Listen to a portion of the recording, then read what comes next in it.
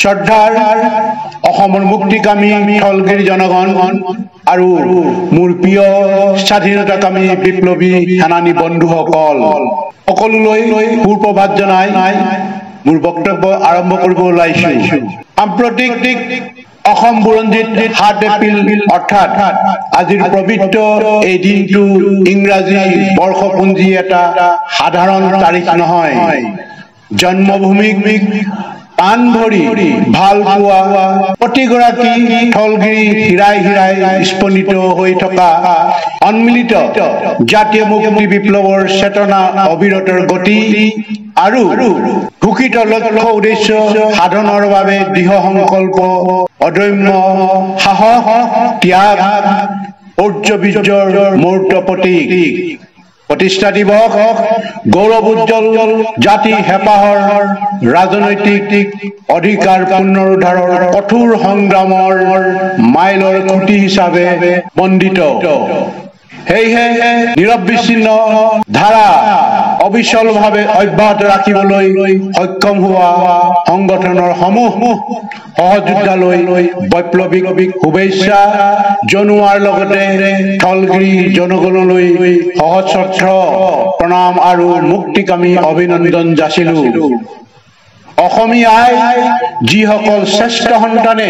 নিজৰ জীৱন যৌৱনকুল তুষ্ট জ্ঞান কৰি সৰ্বোচ্চ ত্যাগ আৰু নিভাজ দেশ প্ৰেমৰ চানেকিৰে অমৰ্মিতক বৰণ কৰিলে তেওঁলোকলৈ শ্ৰদ্ধাঞ্জলি জনালো। সংযুক্ত মুক্তি বাহিনী অসম স্বাধীন সংগঠনৰ প্ৰিয় নেতা আয়োগ অনায়োগ বিষয়া সৈনিক সহযোদ্ধাসকল আৰু শ্ৰদ্ধা অসমৰ মুক্তিকামী জনগণ, আজিৰ এই পবিত্ৰ দিনটোত গন্ধৰ কোঁৱৰৰ বিপ্লৱীৰ হত্যাক স্মৰণ কৰাৰ প্ৰয়োজনীয়তা বোধ কৰিছো। যিগৰাকী অসম সন্তানে বুৰঞ্জী প্ৰকৃত জাতিৰ সাৰ্বভৌম স্বতন্ত্ৰতাক ব্ৰিটিছ ইষ্ট ইণ্ডিয়া কোম্পানীৰ প্ৰভুত্বৰ ওচৰত শিৰণত নকৰাৰ বাবে আন্দামান নিকোবৰ দ্বীপপুঞ্জলৈ নিৰ্বাসিত হৈছিল। এইজনা স্বাধীনতা যুঁজৰ বীৰ সেনানীৰ শেষ পৰিণতি আজি কুপতি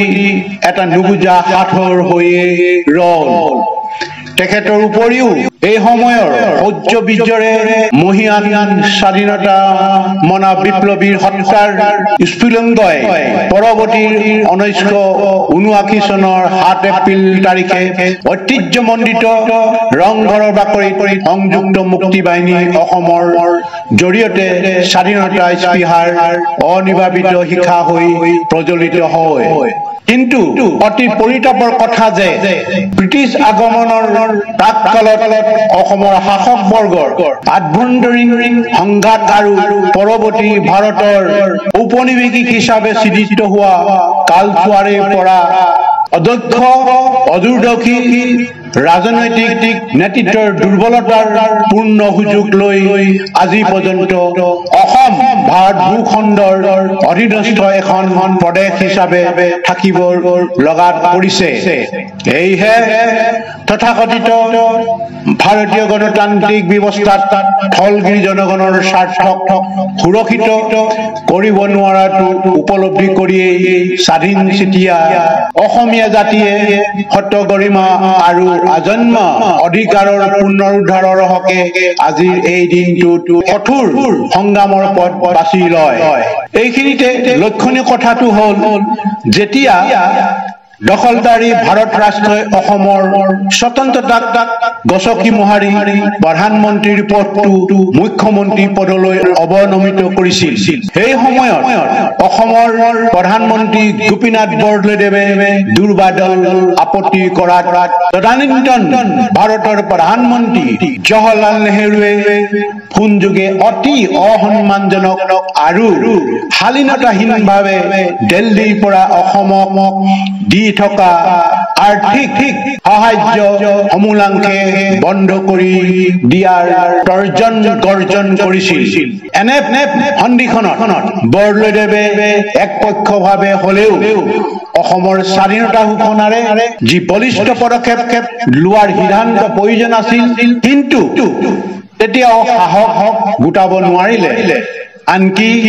যোৱা সময়ছোৱাত অৰ্থাৎ 2019 চনত ভাৰতীয় সংবিধানৰ 370 নং অনুচ্ছেদৰ বিশেষ ক্ষমতা কৰ্তন আৰু জম্মু কাশ্মীৰ পুনৰ্গঠনৰ আইনৰ জৰিয়তে তাৰ নাগৰিকে উপভোগ কৰি থকা সকলো অধিকাৰ কৰ্তনেৰে এসময়ৰ স্বাধীন দেশ জম্মু কাশ্মীৰৰ নেতৃত্বৰ ক্ষেত্ৰতো একেই কাপুৰুষিত কাৰ্য পুনৰাবৃত্তি ঘটিছিল। যদিও কাশ্মীৰৰ অধিকাৰৰ সুৰক্ষাৰ ক্ষেত্ৰত ৰাষ্ট্ৰসংঘৰ সমৰ্থন আছে। আমি সকলোৱে জানো যে বিগত সময়ছোৱাত অসম তথা পশ্চিমা দক্ষিণ পূব এছিয়া অঞ্চলৰ সহস্ৰ যুৱক যুৱতী তথা জাতি বৰ্ণ নিৰ্বিশেষে আবাল বৃদ্ধ বনিতাক ভাৰতীয় দখলদাৰী বাহিনীয়ে নিঃশংসভাৱে হত্যা কৰি স্থলগিৰিৰ ন্যায্য আজন্ম অধিকাৰ সামৰিক সন্ত্ৰাসেৰে অৱদমিত কৰি ৰাখিব বিচাৰিছে। আজি পৰ্যন্ত কেৱল অসমৰে 15,000 পাহুৱাল যুৱক যুৱতীক সন্ত্ৰাসবাদী সজাই অতি বৰ্বৰোচিতভাৱে হত্যা কৰিলে। এইসকল অমৰ মৃতকক সশ্ৰদ্ধ প্ৰণিপাত জনাই আজি এই উপকৰণত বিশ্ববাসীক জনাব বিচাৰো যে সংযুক্ত মুক্তি বাহিনী অসম স্বাধীন সন্ত্ৰাসবাদী সংগঠন নহয়। আমাৰ মুক্তি সেনানীসকলে ৰাষ্ট্ৰসংঘৰ দ্বাৰা নিৰ্ধাৰিত নীতিৰ আধাৰত আত্মৰক্ষাৰ বাবেহে হাতত অস্ত্ৰ তুলি লৈছে। এইখিনিতে প্ৰাসংগিক বিষয় এটা উল্লেখ কৰিব বিচাৰিছো। সংযুক্ত মুক্তি বাহিনী অসমত যোগদানৰ জৰিয়তে যিসকল সদস্যই অতি নিষ্ঠা আৰু দায়িত্বশীলতাৰে সেৱা আগবঢ়াইছিল তেওঁলোকক আজিও আলফা স্বাধীনৰ নেতা কিংবা বিষয়াৰ দৰে গুৰুত্বপূৰ্ণ পদবীত উপবিষ্ট হৈ থাকিব পাৰে। কিন্তু সংযুক্ত মুক্তি বাহিনী অসম স্বাধীন এটা পৃথক সংগঠন তথা ঐক্যবদ্ধ অসমৰ সমৃদ্ধ জাতীয় মুক্তি বিপ্লৱৰ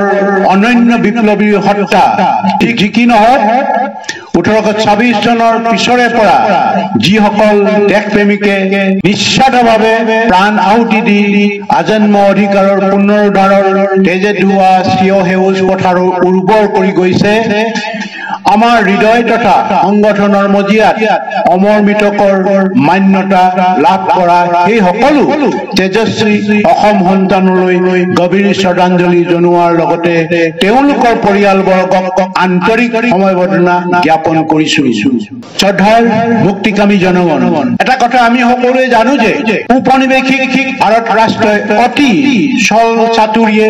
প্ৰণয়ন কৰা সংবিধানৰ আধাৰত অসমে স্বাধীনতা লাভ কৰাৰ সামান্য সুৰুঙা এটা আছিল। যদিও সাৰ্বভৌম ছিকিমক ভাৰতে নিজৰ অংগৰাজ্য হিচাপে অন্তৰ্ভুক্ত কৰাৰ সময়ত সেই সুৰুঙাকণো বন্ধ কৰিলে। মণিপুৰ, নাগা, মিজো, খাচী আৰু গাৰো আমাৰ স্থলগিৰি ভাইসকলে 1979 চনৰ 7 এপ্ৰিল অৰ্থাৎ আলফা জন্ম হোৱাৰ আগতেই ন্যায়সংগত ঐতিহাসিক অধিকাৰ পুনৰ সাব্যস্তৰ সংগ্ৰামত অৱতীৰ্ণ হৈছিল। কিন্তু দুৰ্ভাগ্যজনকভাৱে আমাৰ প্ৰজন্মই দেৱালৰ লিখন সময়তে অনুধাৱন কৰাত ব্যৰ্থ হ'ল। লক্ষণীয় কথাটো হ'ল আজিও একাংশ সন্মানীয় সমালোচকে ভৱিষ্যতৰ স্বাধীন অসমক এক অলিক স্বপ্ন বুলি গণ্য কৰে। তেখেতসকলে 1971 চনৰ আগৰ আৰু আজি উন্নয়নশীল স্বাধীন বাংলাদেশলৈ দৃষ্টি নিক্ষেপ কৰাৰ প্ৰয়োজন আছে। হয়তো উন্নয়নৰ পথত অগ্ৰসৰ হোৱা এই ধাৰাবাহিকতা অক্ষুণ্ণ থাকিলে কেইটামান দশকৰ পাছতেই বাংলাদেশ উন্নত ৰাষ্ট্ৰত পৰিণত হোৱাৰ পূৰ্ণ সম্ভাৱনা নুই কৰিব নোৱাৰি। 600 বছৰীয়া বুৰঞ্জী প্ৰসিদ্ধ আৰু অফুৰন্ত সম্পদেৰে সমৃদ্ধিশালী অসমে এক শক্তিশালী অৰ্থনীতি গঢ়ি বাংলাদেশক লৈও ভাল নহলেও অন্তত তেওঁলোকৰ দৰে এখন উন্নয়নশীল ৰাষ্ট্ৰ গঢ়াৰ অৱকাশ আছিল। কিন্তু অদূৰদৰ্শী ৰাজনৈতিক নেতৃত্ব আৰু একাংশ শ্ৰদ্ধাশীল পুৰোধা সমাজ সংস্কৃতি আৰু ঐতিহ্যৰ প্ৰতি দায়িত্বহীনতাৰ বাবে সেয়া হৈ নুঠিল। যি কি নহওক, অতীতত অসমৰ পাহাৰ ভৈয়ামৰ ঢলগিৰি জাতি জনগোষ্ঠীৰ লগতে চুবুৰীয়া স্বাধীন জাতি সত্তাসমূহে সহযোগিতাপূৰ্ণ ভাতৃত্ববোধেৰে এক সমৃদ্ধিশালী অসম গঢ় লৈ উঠাৰ কথা আমি একমুখে স্বীকাৰ কৰিবই লাগিব। অসমৰ ঢলগিৰি জনগণৰ লগতে পশ্চিমা দক্ষিণ পূব এছিয়া ভূখণ্ডৰ জনগণে জনা প্ৰয়োজন যে প্ৰাকৃতিক সম্পদেৰে ভৰপূৰ লগতে ভূ ৰাজনীতিৰ ক্ষেত্ৰত ঔপনিৱেশিক ভাৰতৰ বাবে পশ্চিমা দক্ষিণ পূব এছিয়া অতিকে গুৰুত্বপূৰ্ণ অঞ্চল। ঔপনিৱেশিক ভাৰত ৰাষ্ট্ৰই এই কথা ভালদৰে বুজি পায় যে আমাৰ এই সমগ্ৰ অঞ্চলৰ কালত ভাৰতক পৰাভূত কৰি শাসন কৰা শক্তিশালী মোগল সাম্ৰাজ্যকো পৰাস্ত কৰা এক নজহা নপমা প্ৰমাণিক দুৰ্জয় মহাশক্তি। গতিকে এই ভূখণ্ডত ঔপনিৱেশিক সংবিধান কাৰ্যকৰী হোৱাৰ পাছত দখলদাৰী ভাৰতে হাজাৰ বছৰীয়া স্বাধীন চিতিয়া বুৰঞ্জীৰ বাস্তৱতাৰ থকা ঢলগিৰিসকলৰ মাজত বিভিন্ন কলা কৌশল ভয় ভীতি প্ৰদৰ্শনেৰে নিগোষ্ঠীয় ধৰ্মীয় ৰেখা অংকনৰ জৰিয়তে অনৈক্যৰ বীজ সিঁচি শাসন শোষণ কৰাৰ উদ্দেশ্যে পৃথক পৃথক জাতি হত্যাৰ সৃষ্টি কৰিলে। দৰাচলতে সমগ্ৰ পশ্চিমা দক্ষিণ পূব এছিয়া অঞ্চলৰ বুৰঞ্জীয়ে বাৰে বাৰে প্ৰমাণ কৰি আহিছে যে আমাৰ ঐক্যবদ্ধ স্থিতিত ভাৰত উদ্বিগ্ন আৰু শংকিত। এনে পৰিপ্ৰেক্ষিততে ব্ৰিটিছ দখলীকৃত আন্তৰ্জাতিক বিবদমান অঞ্চল north east frontier region NEFA তথাকথিত অৰুণাচলৰ প্ৰদেশক ভাৰতৰ এখন প্ৰদেশ ৰূপে সংলগ্নেৰে অসমক ভাৰতৰ সীমাৰ ভিতৰত আবদ্ধ কৰি ৰাখিছে আৰু এই অঞ্চলত প্ৰাচীন কালৰে পৰা বসবাস কৰি অহা বাসিন্দাসকলে যি ভাষাৰ জৰিয়তে একত্ৰিত হ'বলৈ সুখী হৈছিল, সেই অসমীয়া ভাষা অতৰাই তাৰ ঠাইত কিয় ভাৰত ৰাষ্ট্ৰই হিন্দী ৰূপায়ণ কৰিলে বুজিবলৈ মুঠেই কঠিন নহয়। অনিধানযোগ্য ভাৰতীয় জনতা পাৰ্টি আৰু ভাৰতীয় জাতীয় কংগ্ৰেছ দুয়োটাই দলে একেটা মুদ্ৰাৰ ইপিটি সিপিটি দুয়োটাই আমাৰ এই ভূখণ্ড সম্পদ লুণ্ঠন কৰা আৰু ভূ ৰাজনীতিৰ স্বাৰ্থত পশ্চিমা দক্ষিণ পূব এছিয়া অঞ্চলক ঔপনিৱেশিক মানসিকতাৰে ভাৰতীয়সকলৰ দখলত ৰখা। ভাৰতীয় জাতীয় কংগ্ৰেছৰ নেতৃত্বত ঔপনিৱেশিক ভাৰতীয় শাসক গোষ্ঠীয়ে ৰাজনীতিৰ নামত অসমতা সৃষ্টিৰেই কেৱল প্ৰতাৰিত কৰাই নহয়, প্ৰাকৃতিক সম্পদেৰে সমৃদ্ধিশালী আমাৰ এই পশ্চিমা দক্ষিণ পূব এছিয়া অঞ্চলৰ খনিজ তেল, প্ৰাকৃতিক গেছ, কয়লা, ইউৰেনিয়াম, পেট্ৰনিয়াম আদিৰ দৰে মূল্যৱান প্ৰাকৃতিক সম্পদৰাজি শোষণ আৰু লুণ্ঠন কৰা এটা বাট মুকলি কৰি আহিছে। বিপৰীতে উন্নয়নৰ নামত মাথো দুই এটা বাট পথৰ চানেকি তৈয়াৰ কৰি সমগ্ৰ পশ্চিমা দক্ষিণ পূব এছিয়া অঞ্চলৰ জনগণৰ চকুত ধূলি ছিটিয়ে আবুৱা ভৰি আহিছে। ইয়াতকৈও ভয়ংকৰ কথাটো হৈছে শোষণ আৰু লুণ্ঠনৰ বাবে সামাজিক জনগাঁথনি ধ্বংস কৰি কংগ্ৰেছে সৃষ্টি কৰা ৰাজনৈতিক মুনাফা সাব্যস্ত কৰা পথেৰে সোমাই ভাৰতীয় জনতা পাৰ্টীয়ে কেৱল শোষণ লুণ্ঠনতেই ক্ষান্ত নাথাকি কংগ্ৰেছে আমদানি কৰা জনদায়ক নাগৰিকত্বৰ বৈধতা প্ৰদান কৰাৰ উপৰিও এতিয়া ৰামায়ণ মহাভাৰত আদিৰ কল্পকাহিনী এপকাইফল হিষ্টৰীৰ হিন্দু ধৰ্মীয় মৌলবাদৰ আগ্ৰাসনৰ যোগেদি আমাৰ এই ভূখণ্ডত সক্ৰিয় ধৰ্মীয় ৰীতি নীতি আৰু জিয়া বুৰঞ্জীৰ বাস্তৱতাৰে অতীজৰে পৰা বসবাস কৰি অহা জাতি জনগোষ্ঠী সমূহৰ কলা কৃষ্টি সংস্কৃতিক ধূলিসাৎ কৰি এক ভাৰতীয়ৰ কৰিবলৈ উঠি পৰি লাগিছে যিটো ঢলগিৰি জনগণে কোনো কাৰণতে হ'বলৈ দিব নোৱাৰে দখলদাৰী ভাৰতীয়সকলৰ এই আগ্ৰাসন প্ৰতিৰোধ কৰিব নোৱাৰিলে পশ্চিমা দক্ষিণ পূব এছিয়া ভূখণ্ডৰ বৈশিষ্ট্যতাৰ সাংস্কৃতিক বৰভেটি জহি যোৱাৰ উপৰিও এই ভূখণ্ডৰ বিভিন্ন জাতি সমূহৰ স্বতন্ত্ৰতা আৰু ঐক্য সম্প্ৰীতিৰ সংহতি বিনষ্ট হৈ পৰিব ঔপনিৱেশিক শাসন শোষণ আৰু আগ্ৰাসন প্ৰতিৰোধৰ মূল আৰু একমাত্ৰ বিকল্প এই ভূখণ্ডৰ স্বাধীনতা সেয়া উপলব্ধি কৰা প্ৰয়োজন ভাৰতীয় সকলেও হৃদয়ঙ্গম কৰা উচিত যে বুৰঞ্জীৰ জিয়া বাস্তৱতা থকা সৰু বৰ কোনো জাতিয়ে ধৰ্মৰ নামত নিজৰ স্বাধীনতা কেতিয়াও বিসৰ্জন নিদিয়ে আমি জানো অসমৰ একাংশ সন্মানীয় বুদ্ধিজীৱী আৰু সাধাৰণ জনগণে আলোচনাৰ জৰিয়তে দীৰ্ঘদিনীয়া অসম ভাৰত ৰাজনৈতিক সংঘাতৰ স্থায়ী মীমাংসা হোৱাটো বিচাৰে কিন্তু আমি এই কথাও মনত ৰখা উচিত যে সংযুক্ত মুক্তি বাহিনী অসমৰ পূৰ্ব নেতৃত্বই আলোচনাৰ জৰিয়তে মীমাংসাৰ নামত ৰাষ্ট্ৰযন্ত্ৰৰ ওচৰত সম্পূৰ্ণৰূপে বিশ্বাস ৰাখি আত্মসমৰ্পণ কৰিছিল যাৰ অন্তিম পৰিণতি সকলোৰে সন্মুখত দিনৰ পোহৰৰ দৰে স্পষ্ট মই আকৌ এটা কথা ক'বলৈ ওলাইছো যে সংযুক্ত মুক্তি বাহিনী অসম স্বাধীন ভাৰতৰ সৈতে তাৎপৰ্যপূৰ্ণ আলোচনা বিৰোধী নহয় সাৰ্বভৌমত্ব পুনৰুদ্ধাৰৰ ন্যায়সংগত অধিকাৰৰ বাবে আমি এক সুনিৰ্দিষ্ট সময়সীমা আৰু কাৰ্যসূচীৰ ভিতৰত ফলপ্ৰসূ ৰাজনৈতিক সমাধানৰ স্বাৰ্থত আলোচনাৰ বাবে আগ্ৰহী এই ক্ষেত্ৰত নিশ্চিতভাৱে ভাৰত ৰাষ্ট্ৰই অসমৰ ৰাজনৈতিক অধিকাৰৰ পুনৰুদ্ধাৰৰ বাবে এক অনুকূল বাতাবৰণ সৃষ্টি কৰিব পাৰে কাৰণ ৰাজনৈতিক অধিকাৰ পুনঃপ্ৰতিষ্ঠাৰ অৰ্থ বিচ্ছিন্নতা নহয় ভাৰতে এই যুক্তিক সৰুগত কৰি সৌহাৰ্দ্যপূৰ্ণ দৃষ্টিভংগীৰে অসম ভাৰত সংঘাতৰ ৰাজনৈতিক সমাধানৰ বাবে আগবাঢ়ি অহা উচিত আমি আশা কৰো ভাৰতে অস্ত্ৰ যুদ্ধটোৱেও যুক্তিৰ যুদ্ধই শ্ৰেয় To judge is better than to war. ইংলেণ্ডৰ মহান নেতা উইনষ্টন চাৰ্চিলৰ এই বাক্যশাৰী তাৎপৰ্যপূৰ্ণ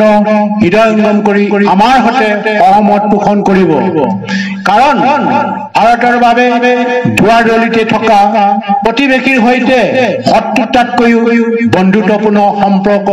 ৰখাটো উত্তম It is in India's best interest to have a friendly next door neighbor than a hostile one. এই সন্ধিখনত মই ভাৰতৰ নেতৃত্বক আহ্বান জনাইছো আপোনালোকে আমাৰ সদস্য আৰু শুভাকাংক্ষীসকলৰ ওপৰত ঔপনিৱেশিক কলা আইন প্ৰয়োগ কৰি শাৰীৰিক আৰু মানসিক আক্ৰমণ কৰাৰ উপৰিও তথাকথিত সংঘৰ্ষৰে হত্যাযজ্ঞ পৰিত্যাগ কৰক উল্লেখযোগ্য যে আপোনালোকৰ নিৰাপত্তা বাহিনীয়ে আমাক ধ্বংস কৰিবলৈ যিমান চেষ্টা কৰিলেও নজহা নপমা জাতিয়ে বুৰঞ্জী আৰু জিয়া বাস্তৱক সোঁৱৰি সুৰক্ষিত ভৱিষ্যতৰ স্বাৰ্থত অনুপ্ৰাণিত হৈ অসমৰ জনগণ আমাৰ লগতে থাকিব আৰু যেতিয়ালৈকে জনগণৰ অকৃত্ৰিম সমৰ্থন থাকিব আমাৰ সংগঠনক নিঃশেষ কৰাটো অসম্ভৱ আমাৰ প্ৰতি ঢলগিৰি জনগণে অসমৰ সাৰ্বভৌমত্ব পুনৰ প্ৰতিষ্ঠাৰ স্বাৰ্থত আমাৰ ওপৰত আস্থা ৰখাৰ বাবে আমি চিৰঋণী সকলো পৰিস্থিতিতে আপোনালোকে দেশ আৰু জাতিৰ প্ৰতি দেখুওৱা নিবাস প্ৰেম অফুৰন্ত ত্যাগ বৰঙণি আৰু অকুণ্ঠ সমৰ্থনৰ অনাগত দিনতো অক্ষুণ্ণ ৰাখিবলৈ কৰজোৰে নিবেদন কৰিলো যাৰ অবিহনে আমাৰ মুক্তি সংগ্ৰাম অৰ্থহীন এই সুবাদতে আমি আমাৰ নীতিগত লক্ষ্যত অবিচল থকাৰ সকলো সময়তে হৃদয়তাই সহায় সহযোগিতা আগবঢ়োৱা পশ্চিমা দক্ষিণ পূব এছিয়া অঞ্চলৰ জনগণ আৰু ভিন্ন ক্ষেত্ৰৰ নেতৃত্বক সভাপতি আসনৰ পৰাই কৃতজ্ঞতা জনাই আগন্তুক সময়তো সৰ্বতোপ্ৰকাৰে সহায় সহযোগিতা আৰু দিহা পৰামৰ্শ আন্তৰিকতাই কামনা কৰিলো। সদৌ শেষত সংগঠনৰ প্ৰতিগৰাকী সদস্যাই প্ৰতিনিয়ত নিবেদিত প্ৰাণপণেৰে আগবঢ়োৱা সেৱাৰ বাবে আন্তৰিক ধন্যবাদ জ্ঞাপন কৰিছো। আজি এই শুভক্ষণত আমাৰ প্ৰতিশ্ৰুতিবদ্ধ বক্তব্যৰ যোগেদি উদিত সূৰ্যৰ দৰে জাতীয় মুক্তি পত্ৰই আশাৰ ৰেঙনি জননীৰ আকাশত উবাকিত হোৱাৰ কামনা কৰিলো, যাৰ আলোকত আমি নিশ্চিত জয়ৰ দিশে ধাৱিত হ'বলৈ সক্ষম হ'ম। এই গভীৰ আস্থা আৰু বিশ্বাসেৰে সমূহ থলগিৰি জনগণক